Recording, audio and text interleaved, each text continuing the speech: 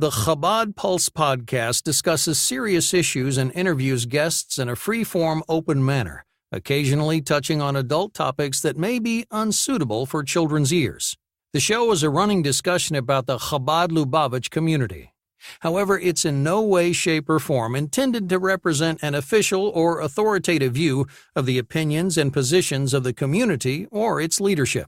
Please contact your nearest Chabad rabbi for personal guidance on these issues and email us at ChabadPulse@gmail.com to let us know if you think we've gotten something wrong, especially if you believe it requires public correction. You are listening to the ChabadPulse Podcast. On this week's episode, we have Rabbi Moishe Lieblich, the principal of Hamesivta. We discuss some of the chinuch challenges our community is facing and explore some of the ways we can and should be meeting these challenges. And we have me, your host, explaining what ChabadPulse is, why it exists, and how we plan on starting a serious conversation and keeping it going. Let's get the show on the road.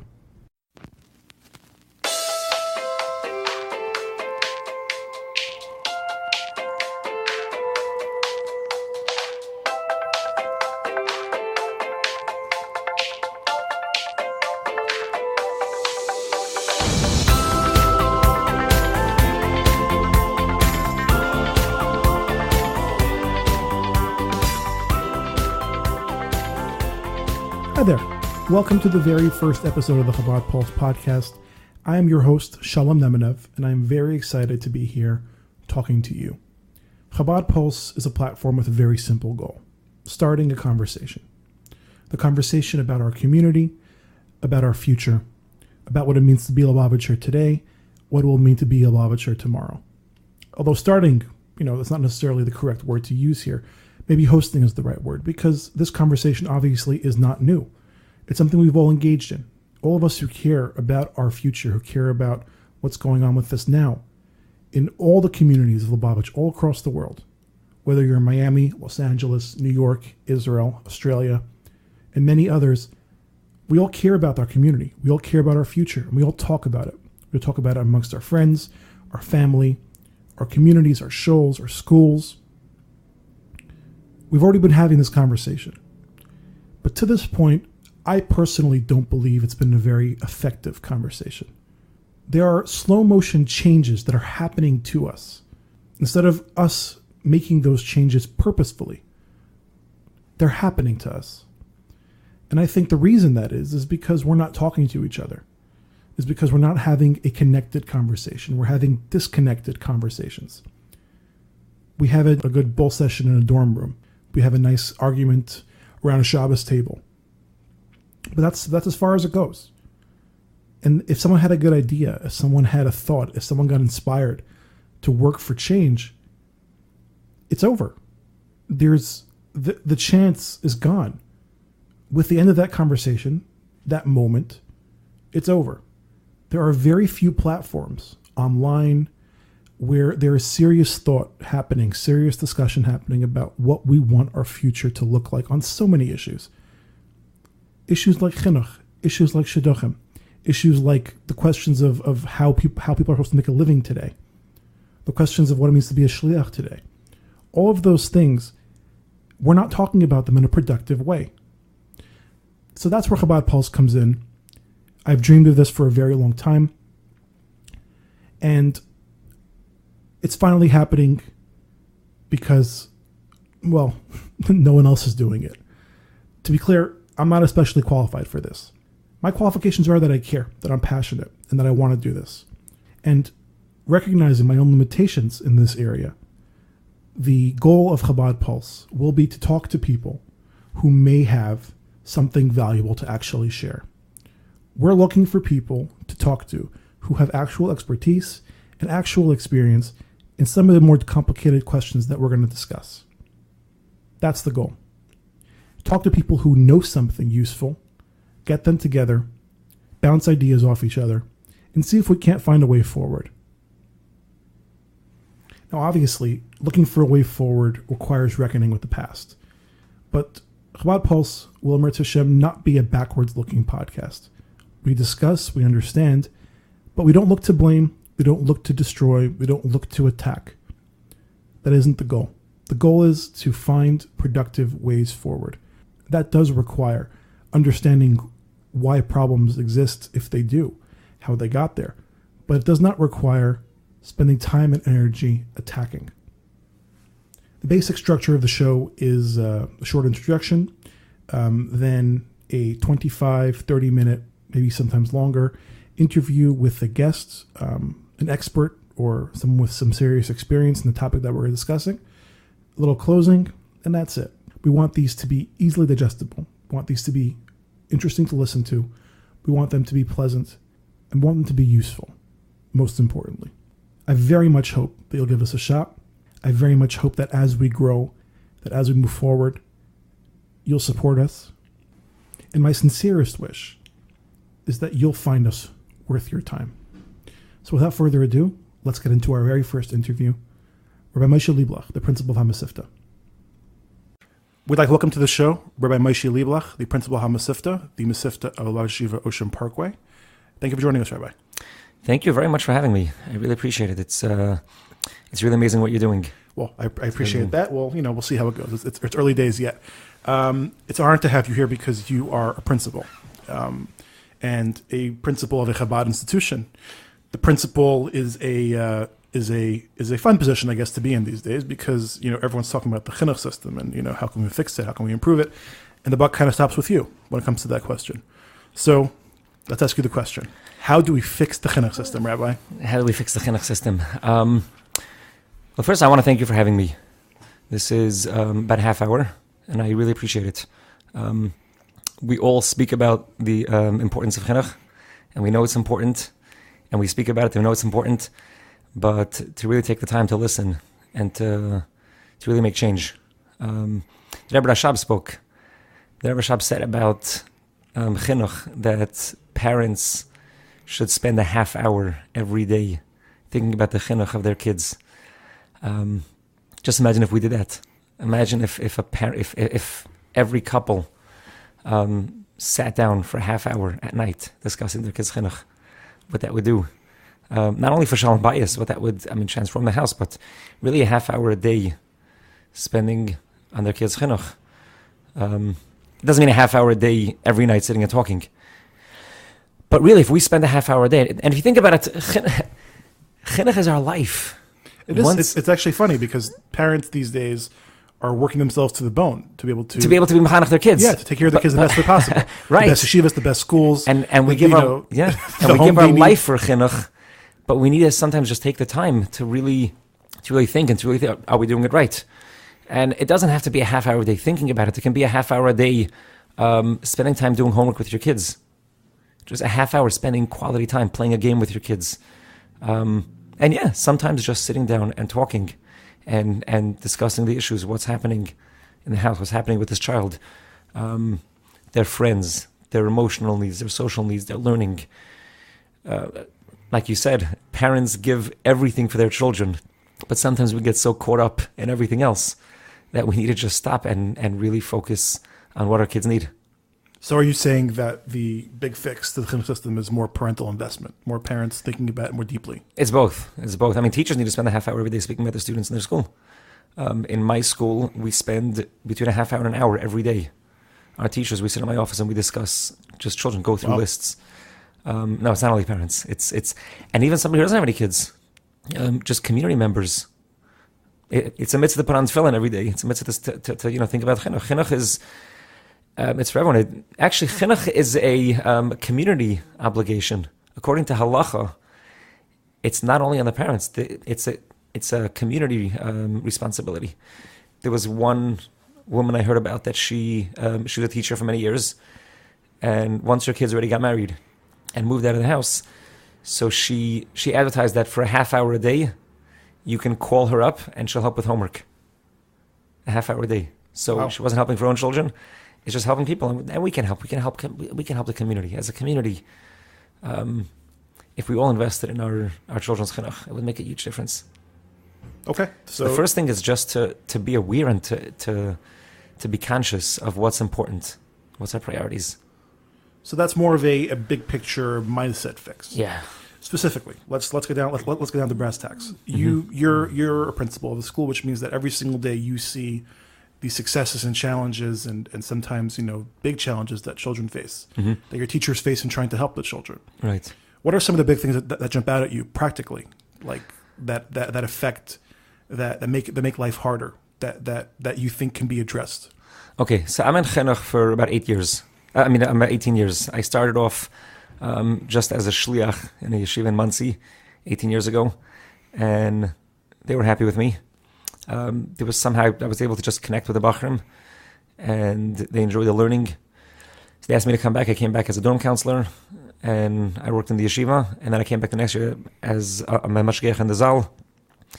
I got married, and 6 months later I became principal, which is actually interesting. Wow, that's a pretty big jump. It's actually interesting, but thinking back, that's one of the problems with the education. How parents trusted me. At 23 years old, I never taught in a classroom with no real chinuch experience. And the next thing I know, I have 45 students in my care. Wow. Baruch Hashem, I got one really good piece of advice from my father when I just started. My father said, hire the best teachers. He said, hire the best staff. He said, what happens in a company is that many people, many CEOs and many people on top are afraid to hire employees that are better than them. So what happens is that as the chain of command goes, the people actually doing the work on the bottom.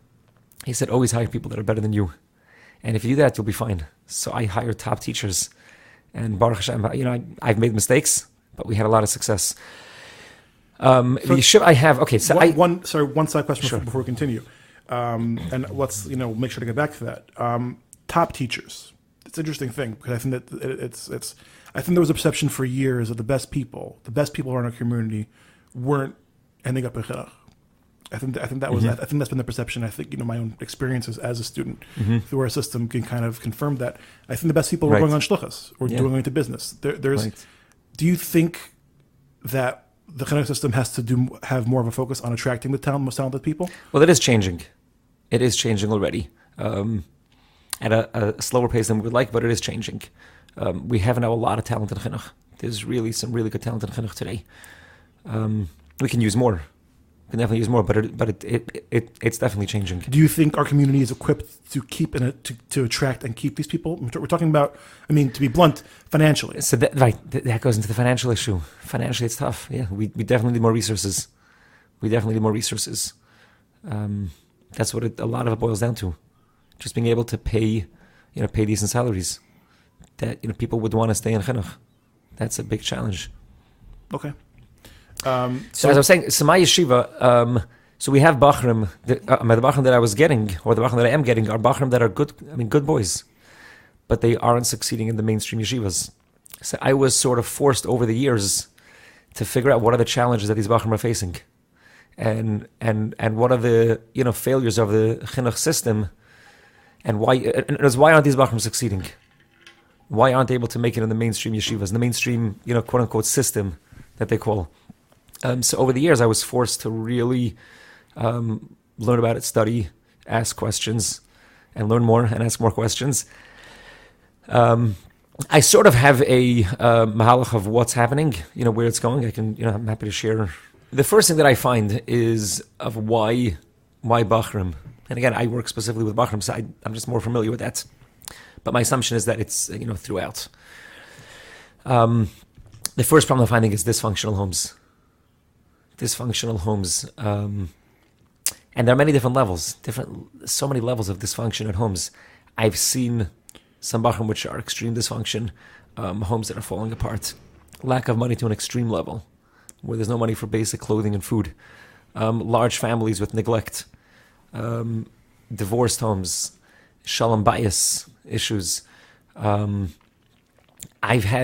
was one girl that I was speaking to that her parents were fighting once, they were arguing, and as a way to get back at each other, they used one of the kids as a pawn. They spoke in third party. They used one of the kids as a pawn to speak about the other one. The girl was telling me how that night she went to her room with a knife, and she was going to commit suicide. And she was crying, and she fell asleep with the knife next to her, and she woke up the next morning. Just what it does, lack of shalom bayis. It really, really hurts a child. And I tell parents, if you have a disagreement, go into the room, discuss it, and come back. But never do it in front of a child. But there's even small levels, which I call it dysfunction for lack of a better word, but I'll give you an example of what I mean. There was a bacher that was by me in yeshiva, that he was telling me that this year his home is very stressful and it's just chaotic. He was having a hard time that year. He said that his father took on a second job. He was working at night to bring in another, $15,000, $20,000 a year because they want to go to Israel for their son's bar mitzvah. A different child's bar mitzvah. So here's a child that's struggling. The father isn't home to make more money to spend on a bar mitzvah. That's skewed. That's dysfunctional, and that's community-wide. It's dysfunctional. Our children need our parents home. Our parents need to be home. Basic necessities, yes, the father has to go out and work.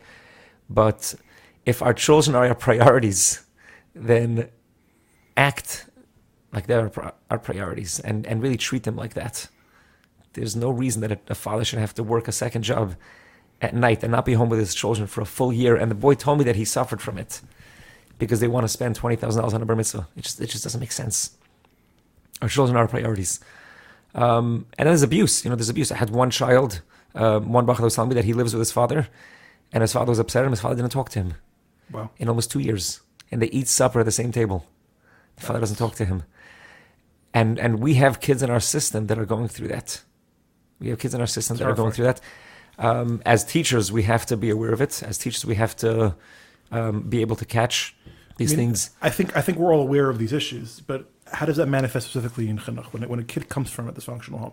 What's different about his day in school? So how can he concentrate? How can somebody succeed? So I know myself, and I'm having a hard day. Just to concentrate on and I'm an adult. When something goes wrong, when there's stress, as adults, we have a hard time. So children, when they're coming from dysfunctional, but we can really make a difference. Schools can make a difference. There are students that come to school because school is a safe place. So that could really make a difference.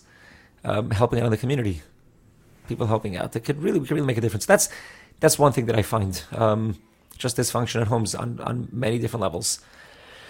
Another one, which is a big one, which I think needs to be addressed, is learning disability, and that goes into the whole parsha of schools. Are we catering to all of our students? Are the schools catering to every student?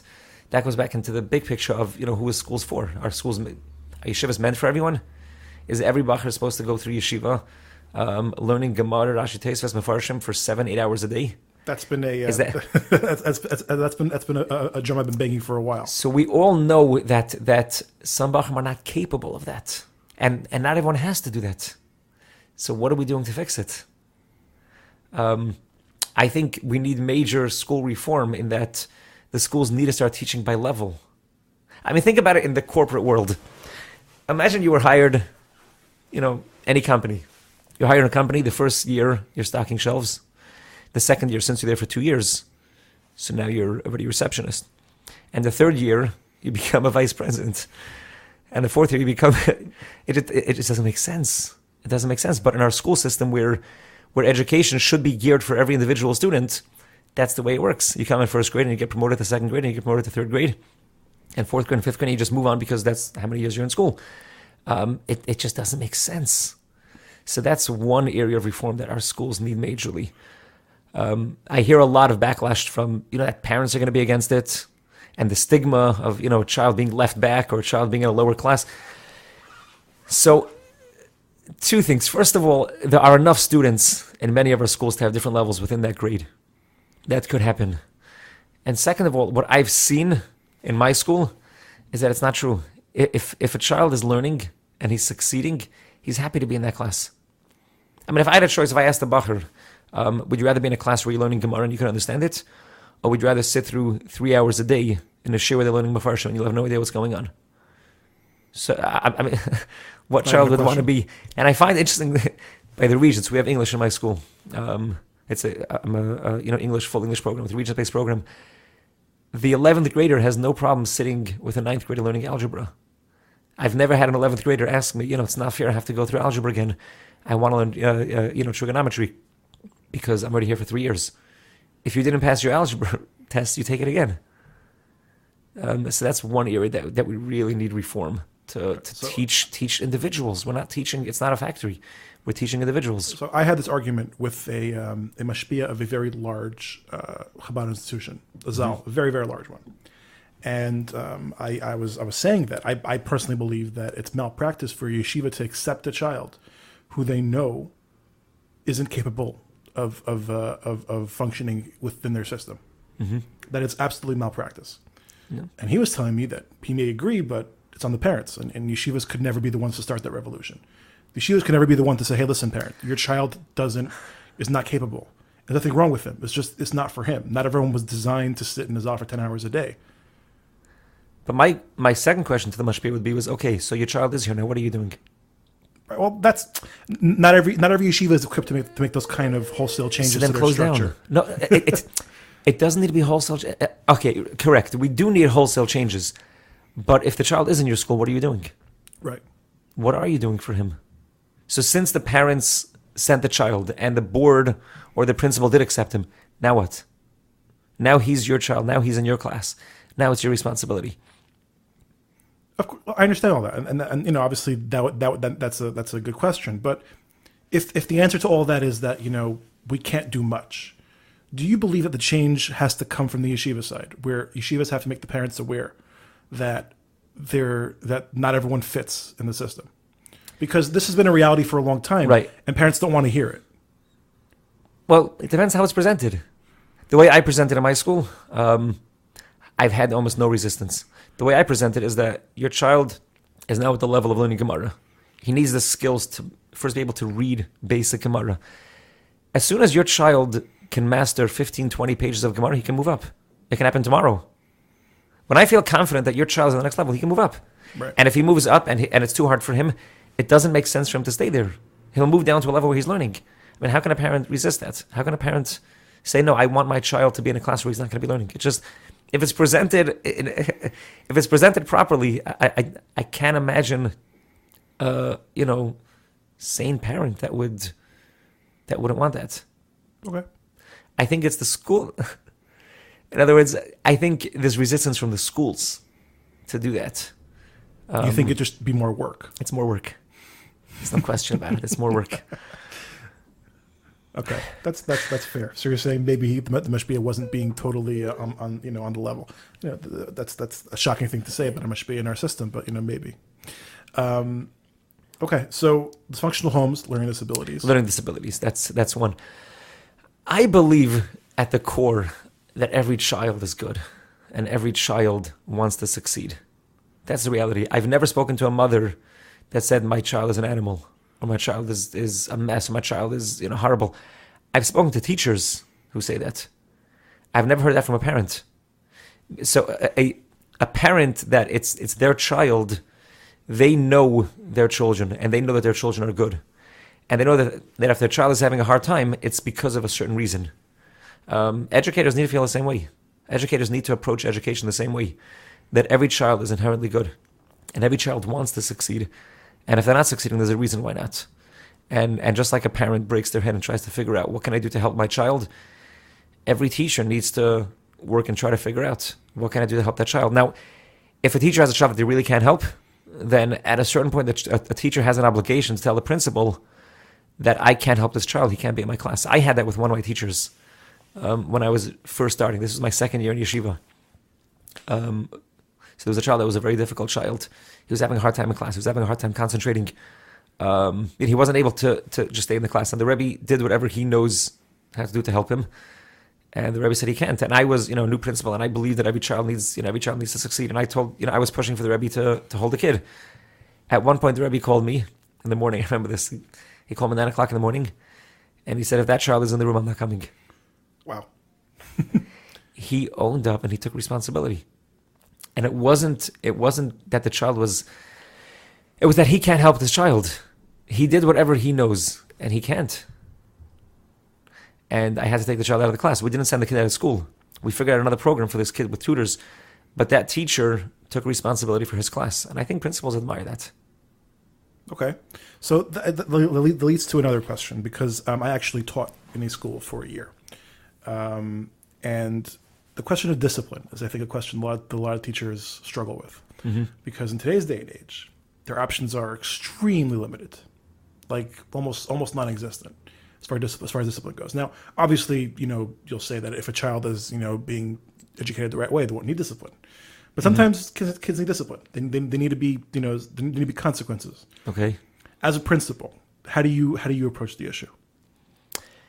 So we rarely have to punish kids. Rarely. We have a whole different approach, which is revolutionary. In today's, again, I deal with Hamesivta. In today's Hamesivtas, which is that we talk to their students, we talk to the Bachrim. And that goes back to the belief that every student is good and every student wants to succeed. And if they're not succeeding, then there's some disability or there's something holding them back. Just as a side note, the word punishment comes from the word inflicting pain. Right. So we use that. So if a child is having a hard time in class, we inflict pain on him. And what's tricky about it is that sometimes it works. So we think that we're successful. Sometimes when we inflict pain on a student, and they do, they are bent back into shape, and when they do behave. That's actually it's a good turn of phrase. You're forcing a child to conform. The pain of conforming is less than the pain of the punishment that they're having. I don't believe in that. I think that if every person wants to succeed, take learning, for example. So I'll give an example. Food. By nature, people enjoy food. That's by nature. We enjoy the taste of food. Now, if someone will tell you that they don't like eating, or you put food in front of them and they don't want to eat it, so it's one of two things: either the food wasn't prepared properly, the food looks bad or tastes bad, or the person is sick. The person has a virus. The person has the flu. The person is sick, or he has some disability. He can't taste his mouth, his taste buds. But human nature is that he likes food. A person enjoys eating. And if the food is presented properly, if the food tastes good, and the person is healthy, he'll eat, he'll enjoy it. The same as with learning. Learning, we enjoy learning. A small child asks questions. We love learning by nature. We're curious and we want to find out more, we want to learn more. Every kid comes home in first grade with their siddur, and they're so excited to have a siddur. They come in with their first chumash, and they're so excited. My son tells me we're learning Rashi, and he's excited to show me the Rashi. It says, he learned only one Rashi, but he's so excited about it. And they learn Mishnayos, and they get a Mishnayos, they're excited. And then Gemara, they're so excited to the first day of Gemara. And then what happens? So one of two things.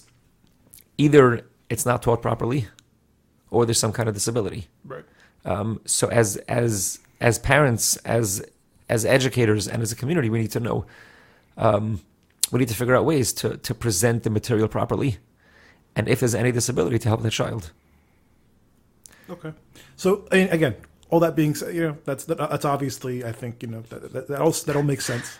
But I think the question of discipline still remains. I think teachers in the classroom would tell you that they do the best they can, and the child is doing well. He's progressing. He's learning. He's happy to be in school. Mm-hmm.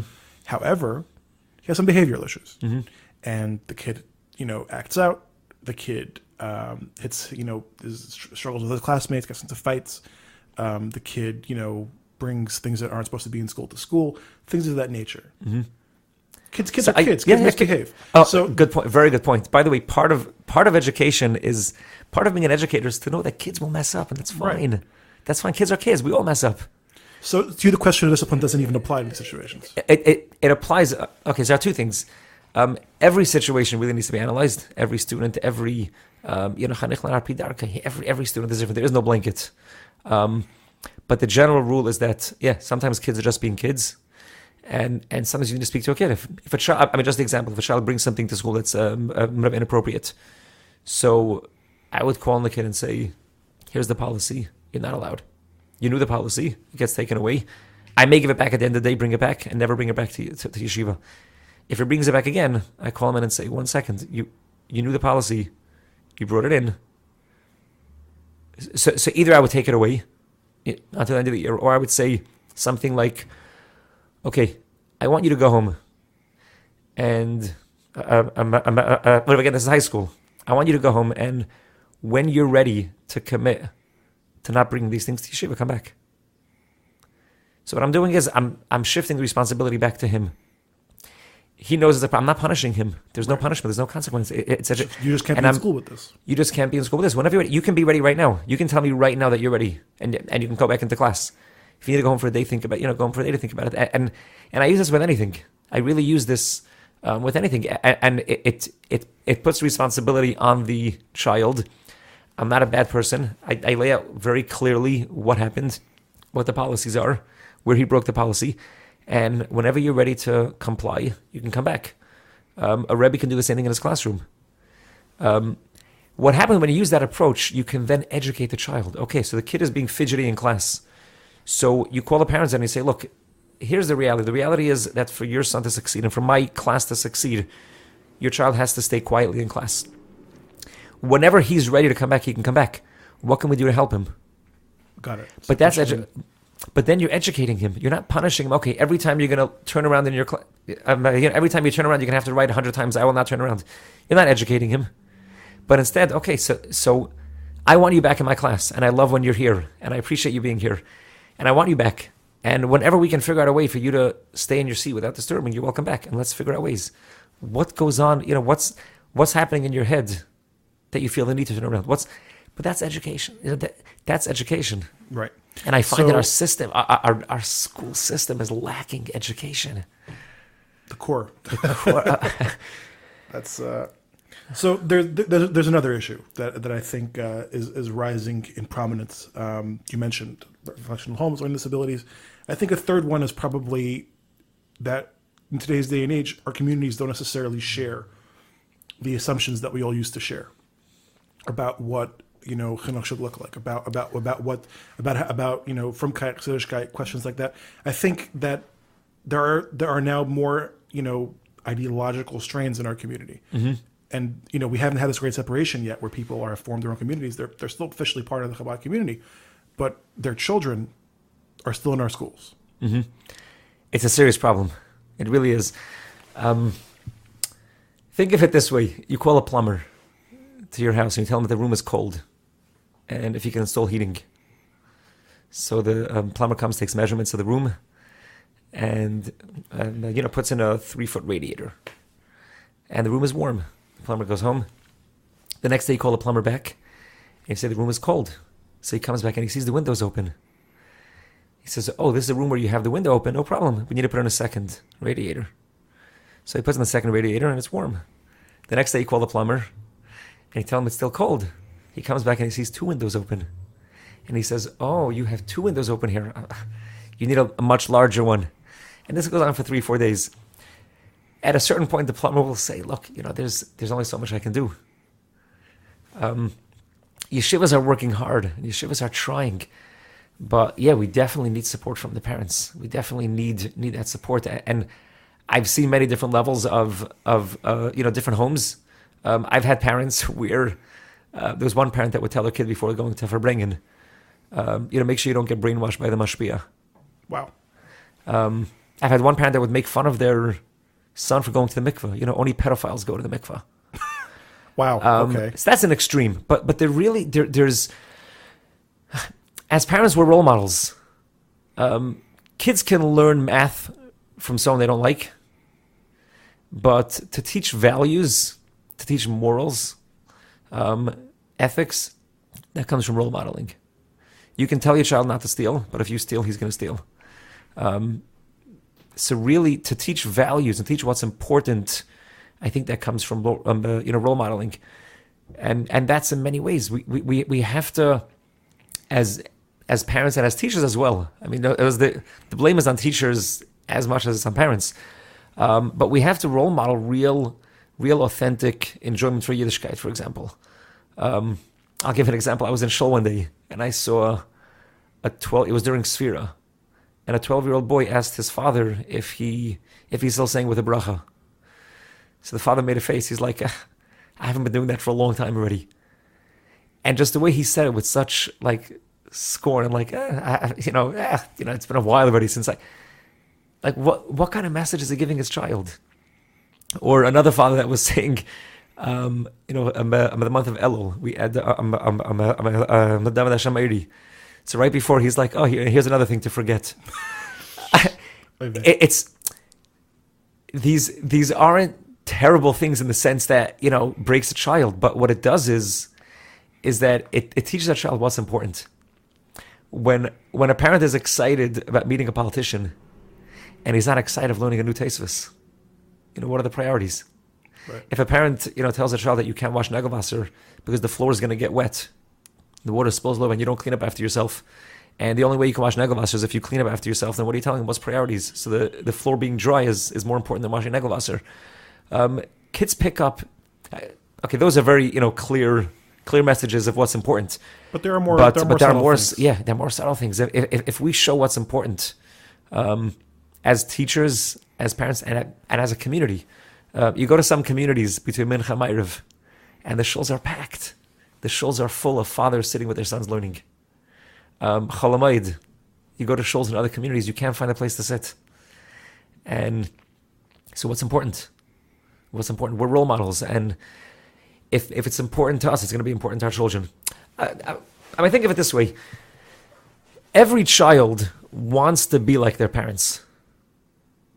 If a child is brought up in a happy, healthy, frum, Chassidish environment where the home is healthy and the home is happy and Yiddishkeit is exciting and the parents are happy to be frum and they talk about it and they're excited about every mitzvah, they're excited about Shabbos, they're excited about another mitzvah, and they're excited about the Eibusha, they're excited.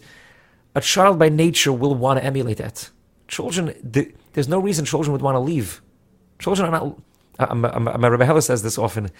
He says when Bachrim or people run away from their homes and they run away from Yiddishkeit, they're not running to anything, they're running from. Right. If Yiddishkeit is presented in a way that the parents love it, there's a story of there was somebody came off the boat from Russia. They just came to America, and back then every Monday they would get a new job, and the next Monday they would be fired because they didn't come to work on Shabbos, and every Monday they would get a pink slip and they would try to find a job again. There was one father that would take the pink slip and he would put it in a frame every week and hang it on the wall with such pride and show his parents what pride this is, how much he's sacrificing for Yiddishkeit. And another parent may be doing the same thing. He's keeping Shabbos, but every pink slip he gets, he goes home and he complains, and so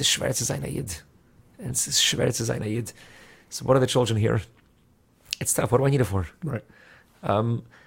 We need to role model it. I mean, go to 770. 4:00 in the afternoon, there's a Miyan Shachris. How do we as a community allow that? How do we tolerate such a disgrace? Brachas levatalas. How do we, as a community, allow that? What message does that give to our kids? That Yiddishkeit is a joke. That the whole. How do we allow that? Right. So I was in a show. How do we allow that? Is a question that ties into a bigger question. I think about schools, because there are no community structures that can enforce things really that the community will listen to, except the schools, because the schools have the actual power to not accept or expel a child. So what responsibility do schools have to enforce these kind of standards among parents? So I don't fully agree with that. At the schools are the ultimate responsibility. I'm not saying they do have responsibility. I'm asking, do they have the responsibility? Because there are no other institutions that are capable of doing this. So I've heard that suggestion of schools getting tough on their standards and really creating strict guidelines of what kind of what students to accept. Think about this in Tafshin Yud Aleph. Back then, the educators, what did they have? Do you think they had better homes? Back then, they had homes that weren't Shemer Shabbos. People didn't keep kashrus, taras mishpacha. The schools, what they did is that they changed their tactics and they became educators. And they became mashpim and they inspired. So yeah, if the schools could enforce as much as you could, but I don't think that's at the core. I don't think that's going to change anything. I don't think it's going to change much. I don't think schools have the power, even if they did enforce and they made everyone sign a paper that you have to, no internet, or you made people sign a paper that you have to go to shul 3 times a day and learn Chitas Rambam. Is that going to change the chinuch at home? Probably not. True. Right. So schools have a responsibility to educate. Schools have a responsibility to teachers and the educators there to show Yiddishkeit and to live Yiddishkeit and to love Yiddishkeit. I can't see it happening with schools enforcing any. I think it's not realistic, and I don't think it's going to change anything. Okay, fair enough. So there's another big issue I see in our community, and I think, schools don't just teach learning; they teach davening as well. I mean, kids learn how to daven in school, and I think that we can agree that there's a serious davening problem in our community as well. Yeah. So, as a principal, how do you teach children how to daven? That's a good question. I went to a session once for educators about davening, and there were about 100 educators, teachers, principals. It was a full room. It was about an hour and a half, and we were expecting to hear different, tricks and techniques how to get kids to daven. Like you have in a class, you learn techniques of how to, classroom management. You learn techniques about lesson planning. So we were all expecting to hear some kind of a trick or some kind of technique how to, quote unquote, trick our kids into davening. And for the hour and a half, all they were saying is that you have to daven yourself. That's all it was, is that we have to daven on our own. I was in this shul, I davened inside of Simcha, I was in a shul where it was a beautiful program for kids. They had a really nice program. The kids were sitting with counselors, older bachrim, and you can imagine the older bachrim davening, but they were older bachrim, and they had tickets, raffle tickets, and the kids were singing beautiful, and the fathers were all standing around, and they were talking. And the kids program went till age probably 11 or 12 years old.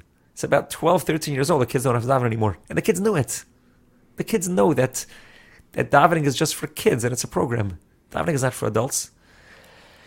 If a father is sitting at home on Shabbos just benching after the Shabbos meal, and he's really benching that he's thanking the Eibusher for the food, that's a powerful impact on his kids. If you're saying Asher Yatzar and you're thanking the Eibusher that you have a healthy body, and you really mean it, your kids will see it, and your kids will see that davening is real. Davening, you're actually talking to the Eibusher. Davening is something real. I was just this past Shabbos, I was home with my kids and I was saying Karbanis. So my 7-year-old girl was talking to me, and I was telling her that I was just pointing that I'm davening. I can't hear what you're saying. So she says, no, just while you're davening, while you're saying the words, just listen to what I'm saying. And I looked at her like, what do you mean? I'm davening. So I said, let's try this. I said, I want you to read a story. And while you're reading the story, I'm going to have my son who's going to tell you a story. And I'm going to ask you questions on the story you're reading and the story that he's telling you. And let's see how it goes. And, sure, we'll try it out. And they tried it out, and, she was reading and he was talking, and, he was just making up a story as he was going, and she was reading, and after 30 seconds, she was getting so confused.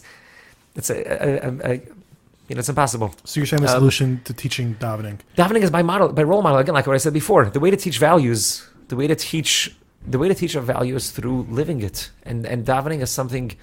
Davening is 40 minutes where you're sitting down and you're connecting with the Eibusher, just basic Pirush HaMilos, and it'll transform the whole day. I mean, think about just the Pirush HaMilos translation of davening. Aleinu l'shabeach. We're thanking the Eibusher for making us a yid. And not making us a guy that we have the Eibusher and that we serve the Eibusher. Just that impacts for the rest of the day. Shachris, Avas Elam, how the Eibusher loves us and how he gave us the Torah and he was Makarav us, and that just basic Pirush HaMilos. How much do you think changing the structure of the way we teach davening, making it a more dynamic experience where you're explaining, the teacher would explain to the children as they're going throughout the davening what's happening in each tefillah, Pirush HaMilos, thematically, historically. I think it has to happen. But how much is the resistance just because the way it's just not done? It doesn't look like davening the way we're used to it. So why I think the teachers, I think the educators don't daven. Not again. Okay, I should really backtrack. There are many that do.